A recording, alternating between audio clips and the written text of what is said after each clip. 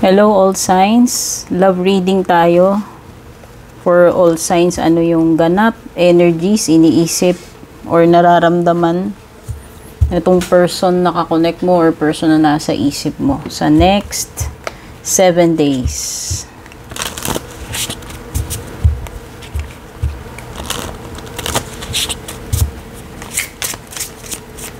Start tayo kay Aries. Yung mga may gusto ng private reading guys, tignan nyo na lang yung mga nakasulat sa description or panoorin nyo hanggang dulo.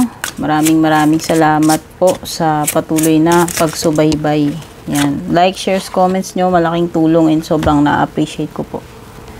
So, Aries. Okay. Ano ba tong feelings, emotions, iniisip na tong person na to or possible next move, next ganap?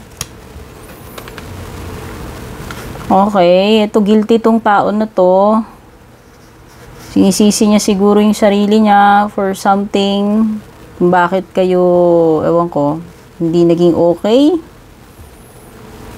May mga insecurities tong person na to. Tsaka may pagka people pleaser, itong person mo, Aries, hindi ko alam kung sino sa inyo, bahala ka na ha. Pwedeng energy mo yan, energy ng person mo. Pero merong malakas na energy dito nang sinisisi niya yung sarili niya. People pleaser. Kumbaga, todo bigay. No? Pag sinabi nating people pleaser, madalas siya yung, siya yung nagbibigay. Madalas siya yung todo effort. Pero pagdating sa sarili niya, may mga insecurities siya. Feeling niya siguro hindi siya ganun ka-attractive, no? Pwedeng may mga insecurity sa katawan tong tao na to. At saka merong ewan ko kung may mga trauma to. Or ikaw o siya, pwedeng palagi siguro siyang iniiwan or yung mga pinanggalingan niyang connection ay ganun. Kaya siguro may mga insecurities siya.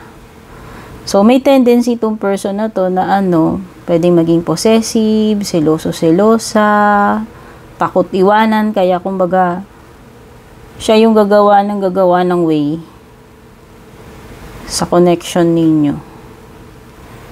So yan, expectin mo na to, pwedeng suyuin ka nito, wag mo lang siyang iwan. Yan.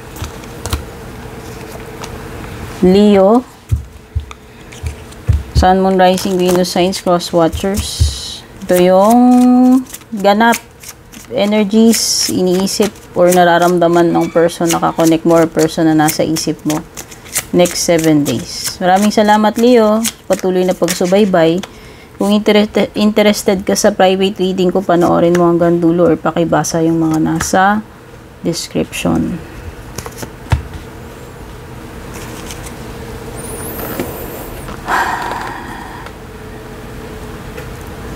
Parang hindi ka dapat sa itong person na to. Or at least alam niya yun sa sarili niya, Leo, na hindi mo siya deserve.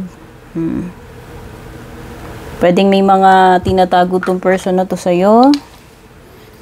Pwedeng hindi siya ganun ka-loyal, hindi siya ganun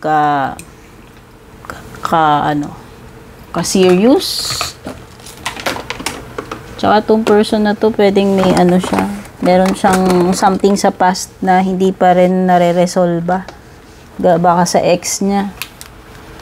Okay? Meron something dyan sa past na hindi pa rin siya naka-get over. So, pwedeng hindi pa niya totally na-let go yung kanyang past or ex, no? Even before pa kayong maging together or magka-connect. At saka alam mo, red flag to person mo, Leo, kasi kinukumpara ka niya dun sa ex niya. Ayan, pwedeng pinagkukumpara niya kayo. Ayan, hindi pa niya totally na let go, hindi pa siya totally naka-move on dun sa ex niya. Hindi ko alam kung anong naging silbi mo sa kanya o silbi mo sa ngayon, itong connection ninyo, pero parang ang sagwa naman na kinukumpara ka niya. At parang, hindi rin niya, meron siyang something na hindi matanggap doon sa past niya at parang may sinisisi siya doon kung bakit sila siguro nagkahiwalay nung ex niya, which is pwedeng obsessed pa rin siya doon. Di pa rin niya nakalimutan yun. So, baka ginagawa ka netong pulkasil, panakip butas, Leo. Pwedeng ganun. Kaya siguro ganyan. Or, yun yung failure niya sa sarili niya, yung about sa ex niya. Tapos parang pinoproject niya sa'yo yun. Yung mga hinahanap niya yung mga qualities na yun. Which is, a red flag. Kasi hindi dapat ganun. This is all about the ex nung person mo. Hindi all about you and sa person mo. So, parang, ka lang rank number 2. Bahala ka na dyan, Leo, ha? Sagittarius. Sun, Moon, Rising, Venus, Signs, Cross Watchers. Ito yung, energy check. Mga iniisip, nararamdaman, or possible na next ganap dito sa person na kakonect mo or person na nasa isip mo. Kung gusto mo ng private reading ko, panoorin mo yung gandulo, pakibasa na lang din yung mga nakasulat sa description.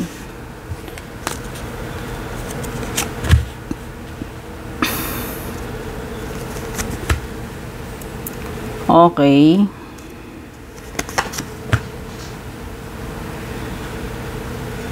Pwedeng hindi mo pa to official na jowa. Pwedeng wala pa kayong label. Pwedeng situationship. Takot itong magmahal. Hindi pa siya ready. Oo. Binabakuran niya yung puso niya. Sigurista to. Wala pa sa bokabularyo niya sa ngayon yung commitment.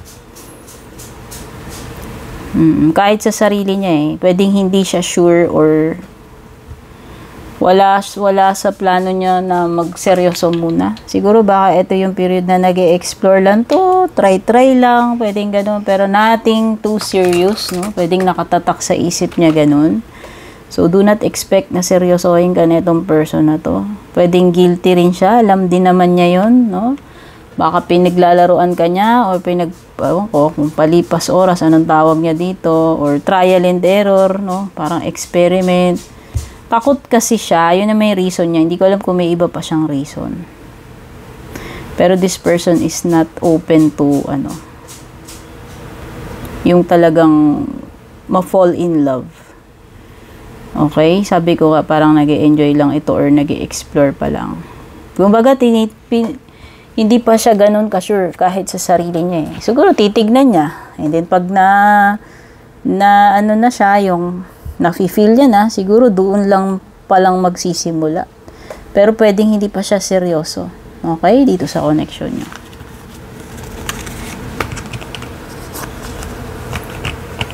Taurus, Sun, Moon, Rising, Venus, Signs, Cross Watchers. Ito yung mga dapat mong malaman, energy check dito sa person na iniisip mo, kakonect mo, ano yung possible next ganap, yung mga iniisip or nararamdaman niya. Sa next 7 days.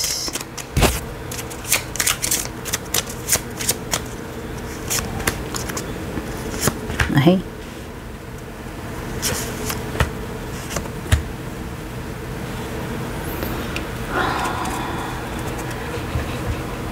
May mga past issues or traumas tong person mo and pwedeng yun yung nakaka-affect or malaking factor bakit nasasabotage yung connection ninyo right now, Taurus. Oo, maaaring siya yung nagruruin because of the past. Ayan. Siguro dun sa ex niya o sa mga nakaraan niya, hindi naging kasiya-siya or baka nasaktan to. Basta nagkaroon siya ng trauma.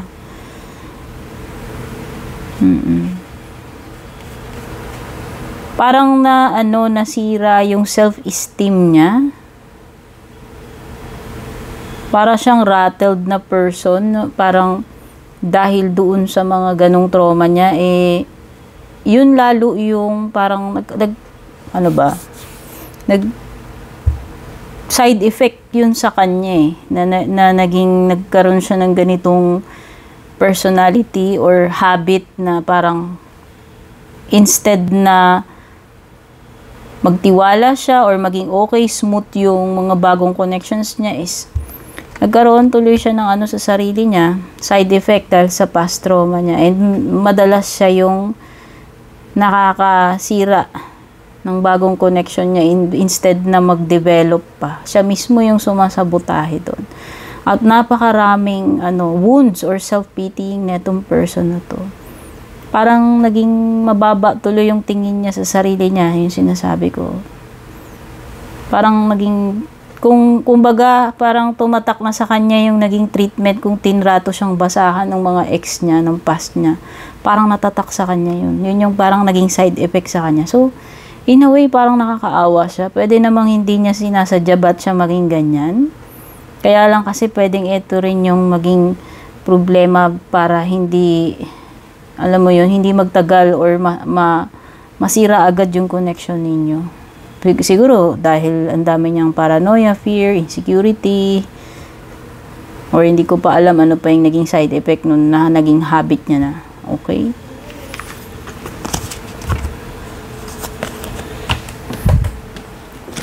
Next, Virgo, Sun, Moon, Rising, Venus signs, cross watchers. Ano yung mga dapat mong malaman sa next 7 days dito sa person na nasa isip mo, kakonect mo? Ano yung mga iniisip or nararamdaman niya? Kung gusto mo ng private reading ko, Virgo, panoorin mo hanggang dulo. Nandyan lahat ng details, pati sa description nakasulat. Ulit-ulit naman tong self-pity na to. Sino nagsi-self-pity yan? Pwedeng energy mo yan, pwedeng energy niya.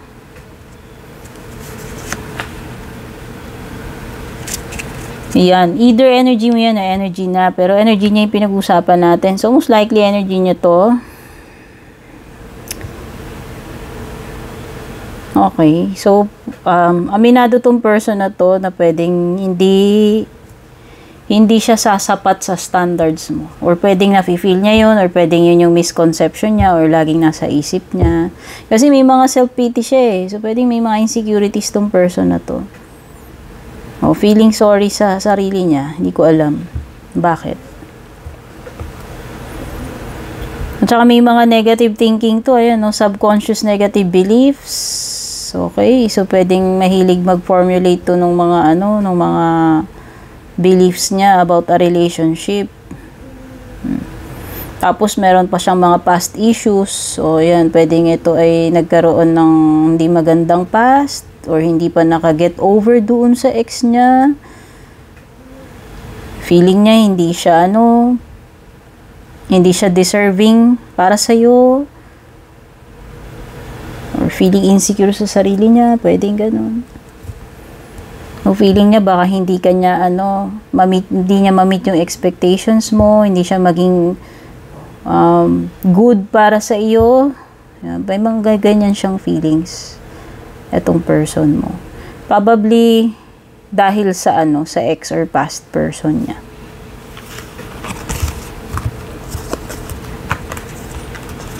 Capricorn, Sun, Moon, Rising, Venus signs, cross watchers. Ano yung mga dapat mong malaman sa next 7 days tungkol dito sa person na kakonect mo or nasa isip mo, yung mga iniisip or nararamdaman niya.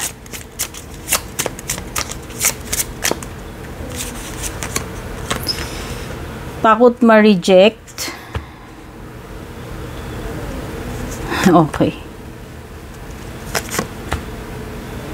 Takot siyang ma-reject, dear. O, hindi ko alam kung ano to.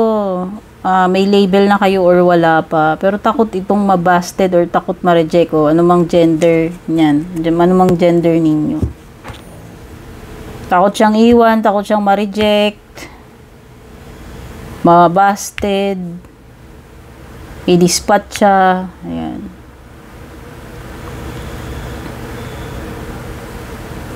Pero parang may nangyari, merong ewan ko, meron ba siyang atraso sa iyo? Or meron bang issue sa inyo about forgiveness? Ayan, either ikaw yan o siya, may mga issue about forgiveness.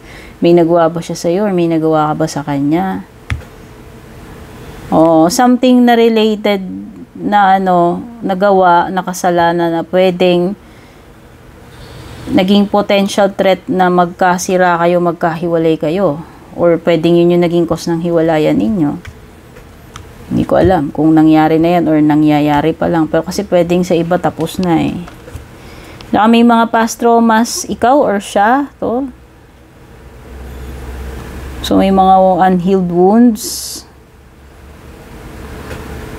Pwedeng may something na nangyari na noon. So, takot na tong ano takot na rin siya or takot ka na rin na maulit pa yon. Kaya may mga yung may mga defense mechanisms or unhealed wounds or traumas. So, may mga na rin to, may mga fears, paranoia. Syempre, kung nangyari na in the past, ikaw man yan, naranasan mo yan sa kanya itong mga susunod, no?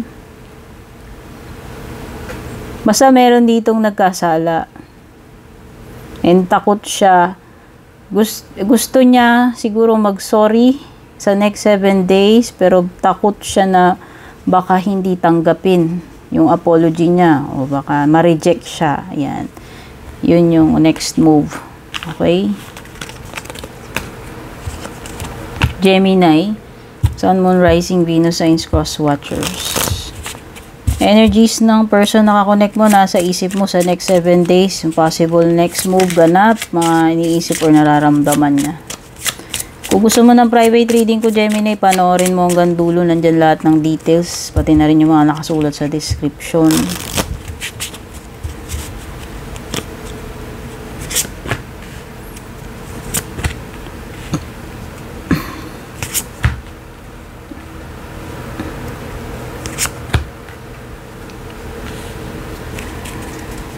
Okay.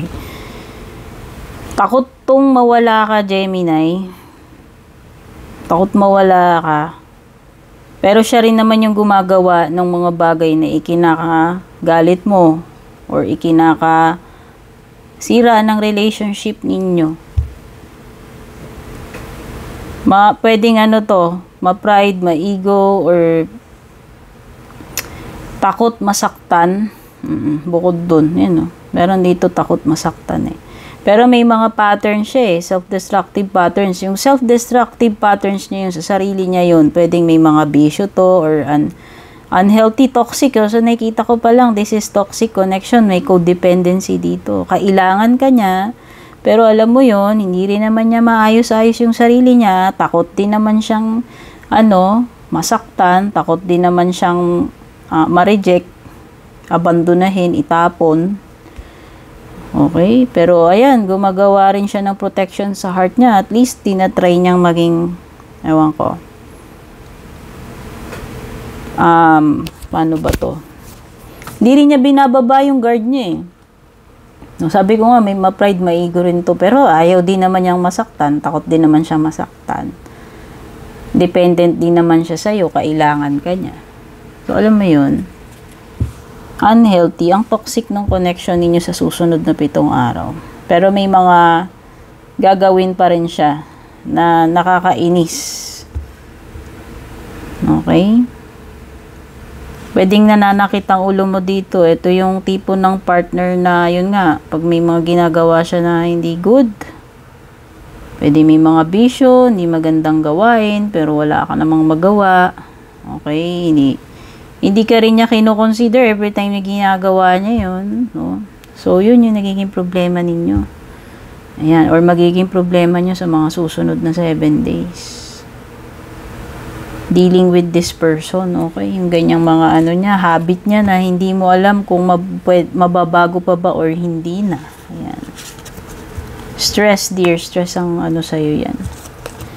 Libra, Sun, Moon, Rising, Venus, Signs, Cross Watchers. Sa next 7 days, yung mga possible ganap, energies netong person na kakonect mo, nasa isip mo, mga iniisip or nararamdaman niya or possible next move niya. Kung gusto mo ng private reading ko, Libra, panoorin mo hanggang dulo, nandyan lahat nandito, pabasa na lang din yung mga nakasulat sa description.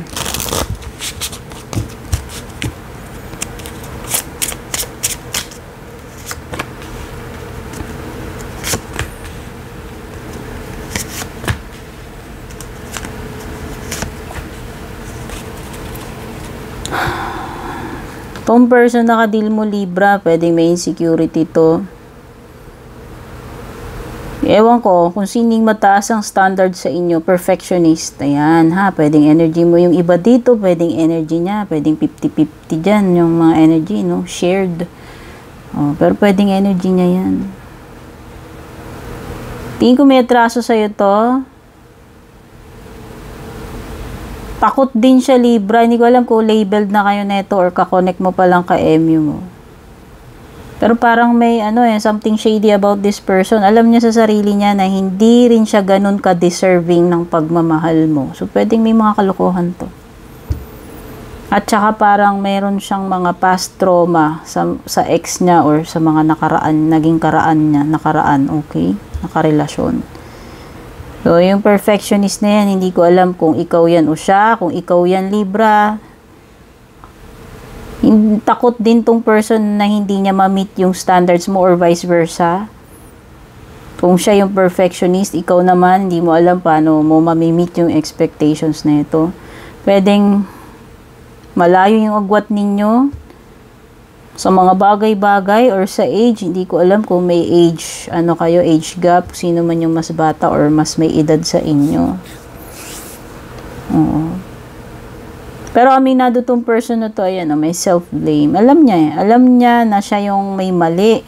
Alam niya siya yung may kalokohan, kaugagan, kakulangan. Ayan, no. Alam niya na hindi mo deserve siya.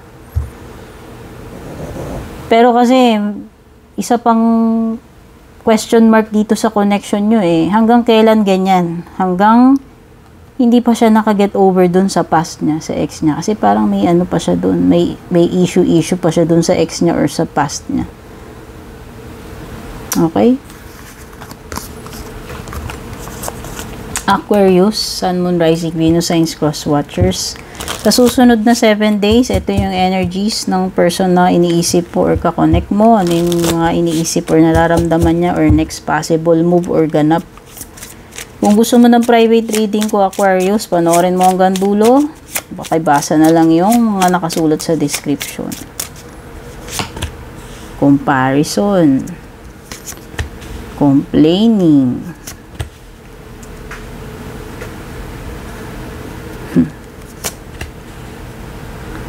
Okay. Nagkaroon na ng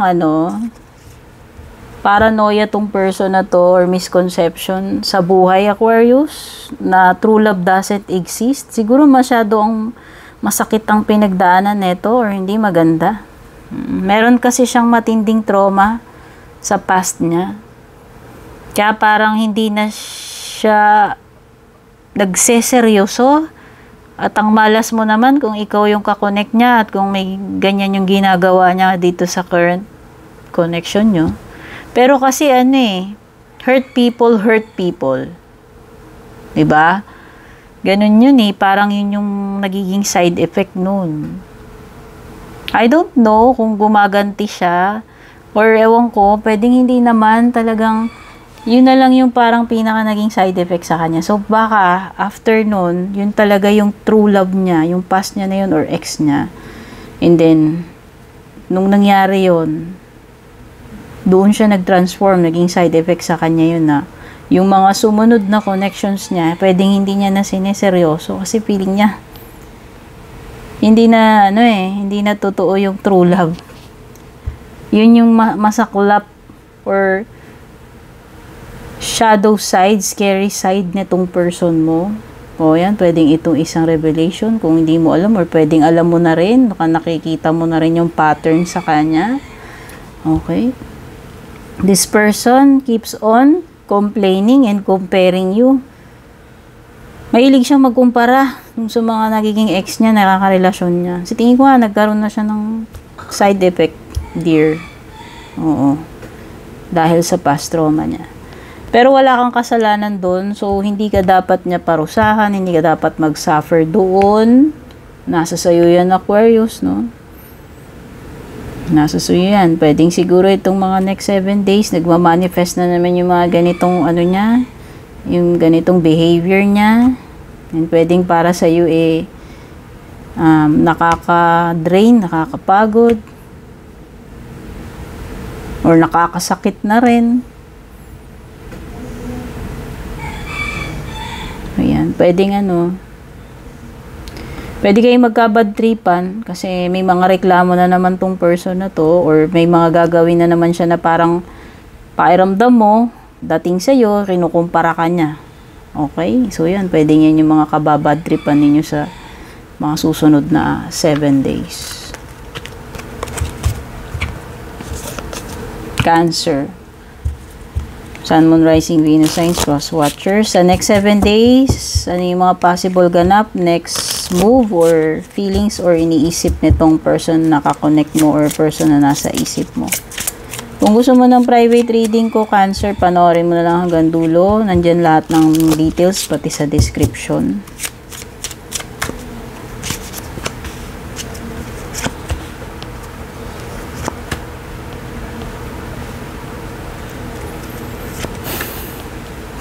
Okay, so ang nakikita ko dito, pwedeng i-gaslight ka nitong person. May ginawa siya or may gagawin siya pero ikaw pa i-gaslight niya.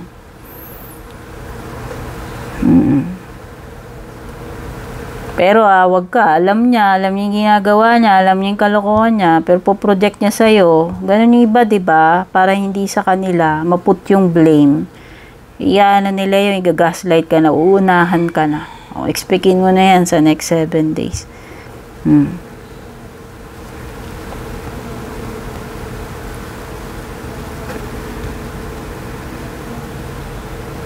May mga may mga pino-project siya sa'yo.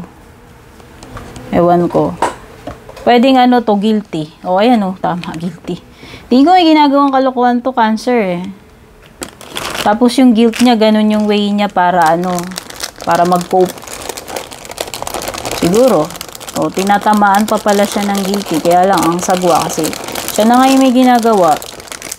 Kasi po-project niya pa sa'yo. O, syempre, para hindi siya maunahan. Para hindi ma-expose yung ginagawa niya. Ganyan yung ginagawa niya sa'yo. Okay? And para ma-justify din niya yung mga kalokohang ginagawa niya. Okay? Pero this person, ayaw, alam mo yun, so, loko rin Ginagawa niya yun, pero ayaw din niya na i-reject mo siya. Gusto ka niya rin i-keep. Okay? So, may ginagawang kalokohan yan. Nakikita mo na yung scenario. Okay. Bino-project niya sa'yo yun. So, pwedeng minsan paranoid siya. Okay? Dahil dun sa mga kalokohang ginagawa niya, kung may sikreto man to, puproject niya sa'yo yun. Unahan ka na nun, gaslight ka na niya.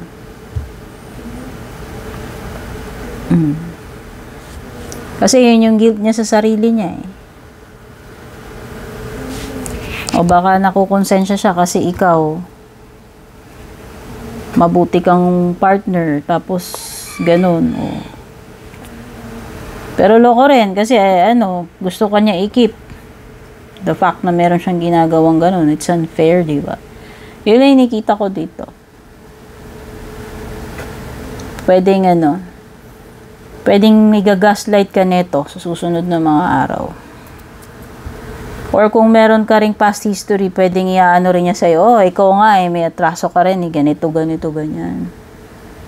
Para lang hindi maungkat yung sa kanya or para lang hindi masiwalat yung sa kanya, yung diferensya niya or kung meron man siyang ginagawa na kalokohan. Okay? Hindi mo pa man din siya hinuhusga na sini-self-judge niya na rin yung sarili niya. Yun yung guilt niya Yun yung evidence ng guilt sa kanya. Okay? So, itong person na to, siya rin yung tumatakot sa sarili niya doon sa mga bagay na ginagawa niya Alam mo yun, sa kanya rin nagba-bounce back. Okay, Cancer. Scorpio. Sun, Moon, Rising, Venus, Signs, Cross Watcher. Sa next 7 days, anong ganap dito sa person na nasa isip mo, kakonect mo, mga next possible move niya, or mga iniisip or nararamdaman niya. Kung gusto mo ng private reading ko, Scorpio, panoorin mo na lang hanggang dulo. Diyan lahat ng details, pati yung mga nakasulat sa description.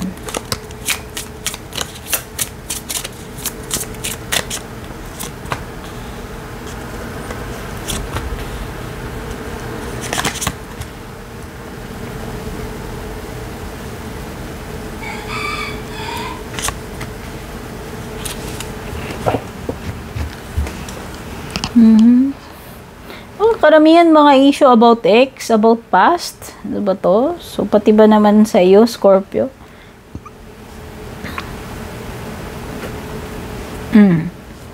Hindi ko alam kung sinong may nagawa sa inyong pagkakasala, kalokohan sa past. Pero parang hindi pa, ang makikita ko, ang magiging problema nyo dito sa present is, unresolved yun eh. Parang hindi nagkaroon ng closure yung kalokohan na yung kasalanan na yun sa past na hanggang ngayon, hinuhunt ka, hinuhunt siya, kayo pareho. Nung nangyari sa past na kasalanan, na hindi nabigyan ng kapatawaran. Siguro dahil hindi rin nag-sorry, hindi na ano yun eh. Hindi na resolve ba eh. Yun yung problema eh. Ayan. Yan yung issue ninyo ngayon. So, pwede ito pattern to umulit. Hanggat hindi nyo na pag-uusapan na re-resolve yung issue na yan nangyari sa past. Hanggat walang umamin dyan, walang humingi ng sorry, walang nagpatawad, magpapaulit-ulit yung pattern na yan, yung scar na yan, yung problema na yan. Okay? So, sa tingin ko, yan yung magiging issue ninyo sa mga susunod.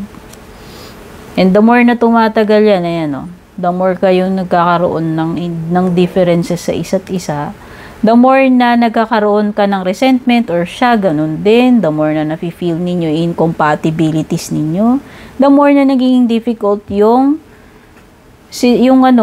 connection ninyo, samahan ninyo, the more na nagkaka-conflict kayo, that's because of the past na hindi na-resolve ba. Sino man yung may kasalanan dyan, nakagawa dyan. Tapos tuloy, yung isa nagkakaroon ng resentment sa sarili niya na habang tumatagal, feeling niya na, alam mo yon na siya ay naging biktima dito sa relasyon ninyo. Yan, ganyan yung side effect nun. And maaaring itong sa mga next 7 days, nagiging mas lalong overwhelming yun.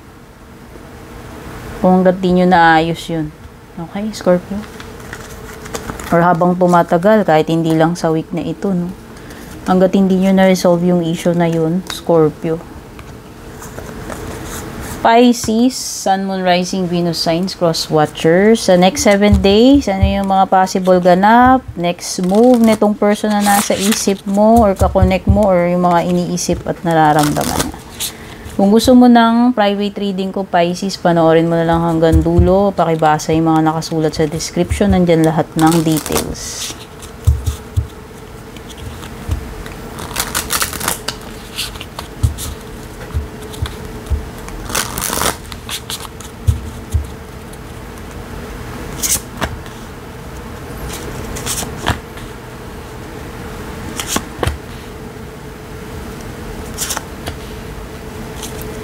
Huwag mong sisihin ang sarili mo, Pisces. Kung talagang hindi nagwo-workout yung connection mo with this person. Past person man to, present person, ka-MU mo, may label, wala, ex-wife mo, ex-jowa mo, o jowa mo ngayon, asawa mo ngayon. Okay, kasi meron ditong energy. I feel that this is your energy, not the energy of the person. Kaya lang pwedeng, hindi ko alam kung nagkakaroon na naman ba kayo ng mga issues, trust issues, yan. So, pwedeng yan yung mga may encounter mo itong next 7 days. Alam mo, parang nagkasakit ka na rito, nagka-trauma ka na dahil lang nangaliwa tong person mo in the past. Pero kasi siguro ganun mo siya kamahal, kaya kinip mo siya, ayaw mong mawala siya sa buhay mo.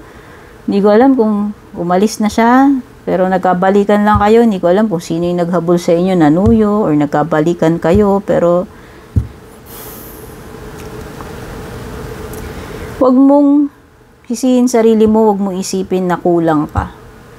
Baka it's time to face the truth, Pisces, na talagang there is something wrong dito sa connection ninyo. Hindi mo dapat isipin na ikaw yung laging may kulang.